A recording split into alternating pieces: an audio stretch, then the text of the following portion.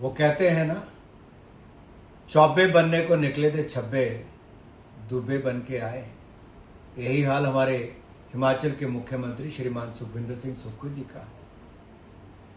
बड़ी बड़ी बातें करके राज्य में सरकार बनाई।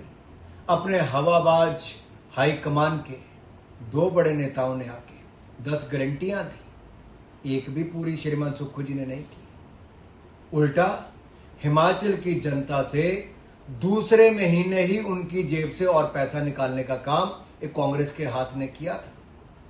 पहले 3 रुपए वैट लगाया, फिर लगाया, कुल मिलाकर वैट को डीजल पर 10 रुपए 40 पैसे तक पहुंचाया। अब तक हिमाचल की जनता हजारों करोड़ रुपया वैट के रूप में सुक्खू जी की सरकार को दे चुकी है। यह हिमाचल की जनता को याद करवा रहा। अभी इनका दिल नहीं भरा।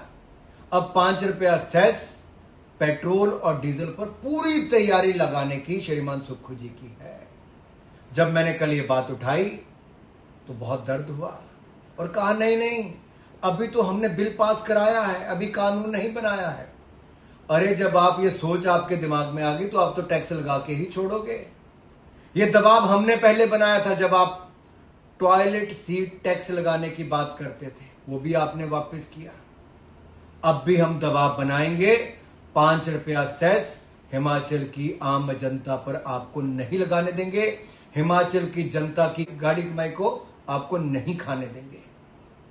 और मैं एक बात और कहूं, आपके प्रदेश अध्यक्ष ने स्वयं बताया कि कैसे आपके कांग्रेस के परिवार के बर्तन खड़क रहे हैं, आवाजें आ रही हैं, अलग अलग कोनों में जा रही हैं। कोई एक सुर में नहीं बोल रहा है क्योंकि वो भी आपकी नीतियों से प्रसन्न नहीं। आपने चेयरमैन बनाए, उनकी तनख्वाह 4 गुना बढ़ा दी, अपने मित्रों की मौज करवा दी, उनको बड़ी बड़ी आलीशान गाड़ियां लेकर दे दी, किसी के ओटीएस करवा दिए। आपने अपनी सरकार में अपने मित्रों की मौज करवाई और आम जनता पर महंगाई की मार मारी। यही है कांग्रेस का असली चेहरा। और हवाबाज जो आपके हाईकमान है ना, अभी तो एक आया तो 5 रुपए सेस लगाने की बात कह के गए, दूसरे भी आते तो ना जाने आप और क्या क्या टैक्स जनता पर डाल देते। कब तक कंबल ओढ़ के घी पीते रहोगे सुक्खू जी? जनता को जवाब देना पड़ेगा। और हम आपको हिमाचल की जनता पर 1 रुपया भी सेस पेट्रोल और डीजल पर नहीं लगाने देंगे। हम इसका खुलकर विरोध करते हैं और आगे भी करेंगे।